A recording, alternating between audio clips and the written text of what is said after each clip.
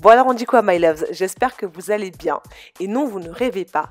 J'ai décidé de me lisser à nouveau les cheveux et de me couper les cheveux. Alors, je plaisante, bien évidemment, j'ai décidé d'adopter le carré parfait. Vous avez vu cette coiffure protectrice sur mes réseaux sociaux si vous me suivez sur Instagram et sur Snapchat. Vous avez vu que j'ai changé de coiffure, les beaux jours arrivent clairement, donc il est temps de snatch un peu l'ensemble de ce look là. Donc c'est parti, je vais vous montrer aujourd'hui comment j'ai atteint et j'ai réalisé cette coiffure par My First Wig. Donc il s'agit d'une perruque bien évidemment protectrice qui arrive comme d'habitude dans un packaging que moi j'apprécie énormément. On a un petit zip, en fait un sac dans lequel on peut garder ses perruques, et moi c'est vraiment quelque chose que je trouve appréciable, dans lequel on peut ranger ses perruques pour éviter qu'elles prennent la poussière, ce genre de trucs bizarres là. Donc dans le paquet vous recevez aussi des wig caps, et là la couleur correspond à ma carnation, donc cette fois-ci j'ai décidé de garder cet emballage là. Les cheveux eux sont protégés comme d'habitude dans un petit filet, et le gros bonus avec My First Wig c'est que vous avez toujours des accessoires supplémentaires. C'est une compagnie qui vise des novices, donc en général ils vous mettent tout pour que vous n'ayez pas à trop vous embêter. Vous avez en général des bobby pins, un petit fascicule pour pouvoir vous occuper de votre perruque, un petit peigne à queue, donc là clairement je commence à en avoir une petite collection, des petites pince et un élastique supplémentaire au cas où vous voudriez donc renforcer la sécurité de votre perruque. Il y a aussi ce petit Flyaway Tamer, c'est comme un espèce de petit déodorant en stick pour pouvoir camoufler en fait et dresser on va dire les petits cheveux rebelles. Ça c'est la première fois que je l'avais vu, c'était chez My First Wig. Et enfin vous avez un petit peigne pour toutes les férues des edges. Vous avez un petit peigne avec un côté brosse à dents et un côté petit peigne pour plaquer vos baby's hair quoi. Bon ça c'est si jamais ça vous intéresse. Le lace se présente comme ceci. Vous avez trois petits peignes comme d'habitude, deux sur le devant, un à l'arrière. Si vous voulez sécuriser votre perruque, parce que les histoires de perruques qui se baladent au vent, tu sautes, la perruque saute de l'autre côté. Hey, on est en 2019, on arrête ça. Ils font maintenant des perruques dans lesquelles l'élastique est déjà fourni, déjà installé, donc vous n'avez pas besoin de faire de couture si vous vous y connaissez pas, clairement. Et voici comment se présente le lace. Donc le devant, comme vous pouvez le voir, est déjà customisé. Vous n'avez pas besoin de faire de travail. En fait, clairement, cette perruque-là, vous pouvez la prendre, couper le lace, la mettre sur votre tête et partir au travail. Il n'y a rien besoin de faire. Regardez devant, c'est vraiment très net. Moi, je préfère travailler mes perruques. Personne ne vous oblige à le faire parce que j'aime le résultat que je vous ai montré au début. Tu as vu comment c'était fly? Bon voilà, moi j'aime bien faire ça. Donc je vais décider de customiser comme d'habitude en blanchissant les nœuds. J'ai une méthode que je vais vous montrer là dans quelques instants qui a révolutionné franchement ma vie de perruqueuse. Mais voilà, vous avez du lace partout sur tout l'avant de la perruque, sur tout le côté, donc sur tout l'avant, en fait le lace front, c'est exactement ce que vous avez. Vous avez du lace partout, vous pouvez séparer vos cheveux où vous le souhaitez. Donc d'abord ce que j'ai fait c'est un premier essayage pour voir ce que ça donnait, installer donc le petit élastique à l'arrière et franchement moi-même j'étais contente. Honnêtement je vous dis la vérité, rien que comme ça, comme vous pouvez le voir, vous pouvez couper le lace et ensuite aller au travail. Si vous n'avez pas envie de le fixer, vous fixez juste avec les petits peignes. Il n'y a pas besoin de travailler, pas besoin de customiser. Vous voyez le rendu sur le devant, vous mettez un petit peu de fond de teint, que ce soit du fond de teint liquide ou du fond de teint poudre, et franchement vous vous en sortez comme ça. Je préfère que les cheveux, surtout sur les cheveux de devant, ressemblent à mes cheveux. C'est une préférence. Vous avez des baby's hair, pour les psychopathes des baby's hair à plaquer là, vous en avez, c'est même, c'est-à-dire qu'ils ont tout fait pour vous. Clairement vous n'avez rien à faire. En ce qui concerne la coupe, maintenant, il s'agit d'un carré. Au début, je pensais que c'était un carré asymétrique, mais une fois que j'aurai fini de le coiffer, vous allez voir que pas du tout. Et c'est vraiment un petit carré qui sera très bien pour cet été. Donc c'est parti, on y va. Voici ce que j'ai utilisé. Je me suis servi donc d'une brosse, de pince, du peigne à queue, d'une poudre décolorante que j'ai achetée dans ma boutique ici à Bordeaux, d'une crème peroxydée 6% volume 20. J'ai pris une crème qui décolore moins rapidement pour être sûre de maîtriser ce que je faisais. Et aussi, j'ai pris mon spray, mon vapeau en fait pour pouvoir, quand je vais customiser le devant, en fait, je vaporise avec un peu d'eau pour que ce soit plus pratique. Donc là, clairement, c'est à l'œil. Je n'ai pas de mesure à vous donner. Je verse la poudre et ensuite je verse la crème peroxyde et je mélange l'ensemble. L'objectif, si vous voulez, c'est d'atteindre une consistance de pâte, je dirais même de pâte à gâteau, peut-être même un peu plus compacte qu'une pâte à gâteau, plutôt une pâte à cake ou quelque chose comme ça. Il faut en fait que ce soit suffisamment ferme pour ne pas traverser le lace et il faut que ce soit suffisamment liquide pour que vous puissiez quand même le prendre et l'appliquer. Donc voilà le rendu, voilà ce à quoi ça ressemble une fois que j'ai fini de mélanger. Donc en temps normal, comme vous le savez, comme vous avez déjà vu dans les précédentes vidéos, j'applique ma crème décolorante sur ma tête de perruque. C'est-à-dire que je pose ma perruque à l'envers sur ma tête de perruque. Et j'ai découvert un tuto sur YouTube, merci vraiment YouTube, où je me suis vraiment la go, c'était une révélation pour moi quoi. Donc quelqu'un m'a montré, moi aussi je viens vous montrer. Vous avez vu, c'est ce qu'on appelle le partage. En fait, je pose la perruque et j'applique la crème décolorante à l'intérieur, ce qui fait que j'ai un visuel, comme vous pouvez le voir en haut, sur la quantité que je mets et je prends le temps d'appliquer et j'évite du coup de dépasser de l'autre côté. Ce qui fait que ça va pas blanchir mes nœuds, enfin ça va blanchir mes nœuds sans blanchir la racine des cheveux. J'espère que ce que je dis est cohérent et clair. Mais en fait, en posant la perruque de cette sorte-là, je me suis rendu compte que je pouvais contrôler les débordements. Et ce qui fait que j'évite ce que je vous ai montré dans une vidéo précédente. J'essaierai de vous la remettre là-haut, en haut à gauche. Donc comme vous pouvez le voir, en fait, il n'y a que la racine, que les nœuds qui ont de la crème décolorante, de la crème peroxydée, etc., le mélange, et il n'y a vraiment aucun débordement à l'intérieur, ce qui fait qu'il n'y a que mes nœuds qui vont être blanchis. C'est pour ça qu'au début, quand vous avez vu le petit clip, en fait, on dirait que ça sort de mon crâne, parce que pour le coup, j'ai vraiment réussi à rester à la limite, mais comme vous pouvez le voir là, ça ne dépasse pas, tout simplement. Donc une fois que ça a été fini, j'ai laissé poser, franchement j'ai dû laisser poser pas loin de 20 minutes, je suis restée à côté pour surveiller et je passais souvent mes doigts à l'intérieur comme vous voyez là, pour être sûre que ce soit bien décoloré et que ça ne devienne pas orange. Et puis je suis passée au rinçage.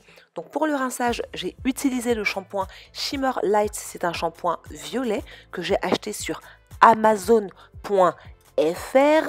Tout simplement, j'ai rincé donc le mélange en le rinçant donc de l'extérieur vers l'intérieur, en faisant partir le mélange à l'intérieur. Encore une fois, pour pas que ça traverse et que ça décolore, ce qui n'avait pas besoin d'être décoloré. Donc j'ai pris le temps de bien tout rincer, de bien tout enlever, avant de penser... Mais aujourd'hui vraiment ça devient compliqué de parler. Avant de passer au shampoing. Donc comme vous pouvez voir, la racine est un petit peu orangée en fait. Donc ça c'est le mélange de décolorant qui fait cet effet là. C'est pour ça qu'on se sert d'un shampoing violet. Pour celles qui connaissent un petit peu et même celles qui ne connaissent pas, je vais vous apprendre peut-être quelque chose. En fait, sur la roue chromatique, le violet est la couleur qui s'oppose à l'orange. Une fois que vous avez mélangé le rouge et le jaune, vous obtenez du orange et pour pouvoir contrecarrer le orange, en fait, la couleur qui s'y oppose, c'est le violet. Et si on veut être vraiment très précis, normalement ça aurait dû être du bleu. Sachant que le shampoing qui était le plus proche en termes de couleur du bleu, c'était le shampoing violet. La plupart des gens se servent de ce shampoing-là qui est violet. Voilà. Donc ce shampoing-là, son travail, c'est de neutraliser les reflets orangés qu'on peut avoir, en fait, avec sa couleur violette tout simplement. Et ça vous rend un fini un peu plus naturel, comme vous allez pouvoir le voir. Une fois que ça c'est fini, on est passé au très aimé. J'ai fait un co-wash classique, habituel, ça vous connaissez déjà. J'ai saturé les cheveux du co-wash. Je les ai laissés poser un petit peu, un quart d'heure, 20 minutes. J'ai laissé poser quand même le conditionneur dans les cheveux pour être sûr de les assouplir et pour que le shampoing, en fait, les effets un peu abrasifs, on va dire, du shampoing partent. Et une fois que c'est fait, comme vous pouvez voir, la racine devient très naturelle.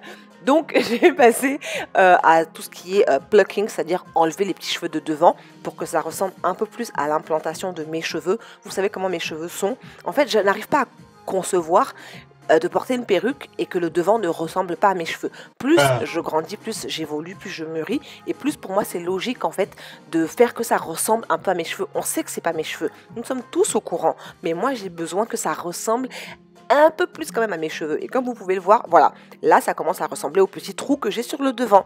Ça me correspond comme ça. Pardon, faut pas me juger, c'est pour moi, c'est comme ça. Je préfère quand c'est comme ça. Après, on est bien sûr toute libre de faire ce que l'on veut sur sa tête. Ok, maintenant on peut avancer. Donc une fois que j'ai fini de rincer la perruque, j'ai fait un brushing assez rapide avec un sèche-cheveux et une brosse ronde. Je ne trouvais pas ma vraie brosse ronde, je sais même pas où est-ce que je l'ai mise d'ailleurs, mais voilà, j'ai juste fait un brushing. J'ai essayé d'aplatir le plus au maximum les cheveux de devant parce qu'en fait j'avais des tresses, des nattes et je voulais vraiment que ce soit assez plat sur le devant. Le truc c'est que les nattes que j'ai faites, j'ai pas fait des nattes qui allaient tout en arrière, donc c'est l'erreur que j'ai commise là on va dire sur ce coup là, mais j'ai essayé de lisser au maximum. Une fois que ça a été fait, j'ai pris une mousse coiffante de chez ORS, Olive Oil classique, et je l'ai appliquée sur le dessus, donc encore une fois pour avoir un rendu vraiment au plus proche des cheveux défrisés en fait que j'avais avant ou que toutes les femmes défrisées ont, tout simplement, surtout quand le défrisant est tout frais. Et j'ai continué mon brushing. Alors moi j'ai opté pour une raie sur le côté, mais vous êtes libre de faire la raie au milieu si vous le souhaitez ou pas de raie du tout. Donc comme je vous le disais juste avant, vous pouvez voir que j'ai des vanilles en fait, et ce sont ces vanilles là qui vont donner un aspect un peu gonflé. Donc ce que je vous conseille de faire, c'est vraiment de faire des nattes collées en arrière, tout en arrière, pour être sûr que le rendu final soit vraiment très plat. Donc j'ai attaché l'élastique, j'ai ensuite coupé le lace qui était derrière, parce que celui-là je m'en sers vraiment très rarement. Et ensuite, j'ai juste installé la perruque. J'ai fait en sorte de vérifier que toutes les vanilles étaient bien à l'intérieur parce qu'il n'y a pas de... faut pas se laisser aller là. Tu tournes la tête, on voit tes vanilles qui sortent.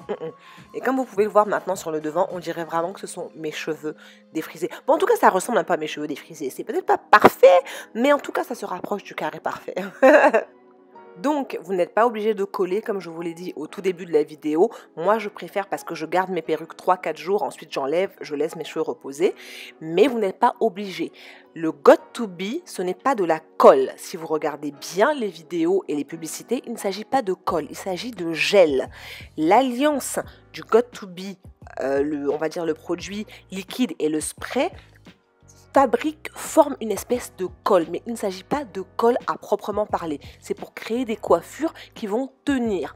À un moment donné, il faut commencer à être sérieux. Il fallait que je dise ça dans une vidéo. C'est du gel. Vous pensez vraiment que les caucasiens vont mettre de la colle dans leurs cheveux tous les matins et puis le soir ils vont rincer ça avec de l'eau? C'est pas de la colle, ok? Maintenant que ça c'est dit, on peut continuer. Donc moi ce que j'ai fait, c'est que j'ai pris cette fois-ci le got to be noir que j'ai acheté aussi sur Amazon.fr.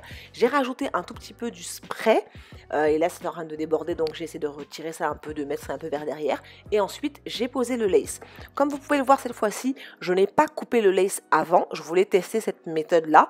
Donc j'ai d'abord posé mes éléments collants, entre guillemets. Encore une fois, il ne s'agit pas de colle, ce n'est pas de la colle comme la bande glue, c'est pas du tout la même chose. Donc j'ai posé mes deux éléments qui sont collants pour fixer ma perruque un peu plus longtemps que si je la déposais tout simplement comme ça et pouvoir aller au travail, etc. Et une fois que ça a été fait, que ça tenait, je crois que j'ai pris un sèche-cheveux, j'ai vaporisé un petit peu, j'ai passé le sèche-cheveux pour être sûr que ce soit bien fixé et j'ai fait pareil de l'autre côté. Donc j'ai fait d'abord les côtés latéraux avant de faire le milieu. Donc une fois que ça a été fait, le gros désavantage de couper le lace après avoir collé et surtout après avoir été maquillé, c'est que quand vous coupez le lace, vous pouvez avoir du make-up qui se barre. C'est pas très grave en soi parce que de toutes les façons, après il suffit de faire une petite retouche, mais je vous conseille quand même, si vous faites cette option-là, c'est-à-dire de couper le lace après avoir collé, c'est de ne pas être maquillé pour ne pas enlever des petits bouts de make-up comme vous allez pouvoir voir après. Mais sincèrement, regardez, là, moi je commençais à être vraiment très dosée. Là, j'étais gavé contente. Donc j'ai fini de découper le lace de façon un petit peu zigzagante pour que ça fasse pas trop fake. Et puis ensuite, je suis juste passée à peaufiner les détails finaux. Mais là, comme vous pouvez le voir, là ça commence à devenir très naturel. Là, on est d'accord ou on est d'accord? Donc ensuite, voilà, ce que je vous disais tout à l'heure, c'est que j'avais fait des vanilles en dessous, j'aurais dû faire des tresses en arrière. Donc ça fait un côté un peu bombé. En soi, c'est pas très grave parce que je l'ai porté quoi, une semaine ou deux. Et donc la prochaine fois que je vais la porter, en fait, je me ferai des tresses qui vont en arrière pour être sûr que ça donne un effet un peu plus naturel, un peu moins gonflé, on va dire. Ensuite, vous n'êtes pas obligé de couper la frange. Moi, j'ai coupé parce que je voulais vraiment que mon dégradé puisse se mettre derrière l'oreille, etc. Mais c'est pas obligatoire. Donc, j'ai pris un petit peigne ciseau que j'ai acheté auprès de mon revendeur il y a quelques années de ça à Rennes. Et j'ai dégradé ma frange. Encore une fois, c'est pas du tout obligatoire. Vous pouvez vous arrêter là, sincèrement. Une fois que ça a été fini, j'ai passé les plaques sur le bas du cou de ma perruque pour être sûr que le carré puisse bien rentrer et qu'on ait l'effet un petit peu boule. Vous voyez ce que je veux dire? Et là, sincèrement, c'est vraiment l'étape de finition. C'est-à-dire que oui, moi-même, je suis contente parce que ma fille m'a validé, comme vous pouvez voir. J'étais contente parce qu'elle-même a dit, ça fait très naturel, maman. Donc voilà à quoi ressemble cette unité-là, une fois customisée. C'est un travail que certaines vont trouver long. Moi, je le trouve nécessaire quand on veut porter ce genre de coiffure. Je trouve que ça fait très féminin, ça fait vraiment... Moi, quand j'avais les cheveux courts, défrisés, je me sentais au summum de ma féminité. Vraiment, hein, vraiment. Donc une fois que ça a été fait, j'ai pris le petit stick pour lisser les petits cheveux qui s'envolent. C'était pas nécessaire parce qu'après j'ai passé mon temps à passer ma main dans mes cheveux. Mais si vous avez un shooting, des photos à faire, ça peut être vraiment très intéressant sur le set. Donc comme je vous le disais, le passage de main intempestif, la mince, dis donc. Moi-même, j'en pouvais plus. Franchement, j'en pouvais plus. Et donc voilà, my loves, c'est tout pour cette vidéo. J'espère qu'elle vous aura plu. Vraiment, si c'est le cas, n'hésitez pas à la liker. N'hésitez pas à me dire si vous aimez ce genre de tuto perruque, ça vous donne des astuces, si ça vous aide, si c'est le genre de perruque qui vous intéresserait. Je sais que moi, je vais la porter très souvent cet été parce que c'est court et que chez moi ici, il fait très chaud. Ok? Donc, si ça vous a plu, n'hésitez pas à liker, à partager, à me dire dans les commentaires ce que vous aimeriez voir ensuite. Surtout, on n'oublie pas de s'abonner. Parce que oui, il faut montrer un peu de soutien en s'abonnant. En attendant une prochaine vidéo, je vous fais des gros bisous, je vous dis à bientôt. Mouah.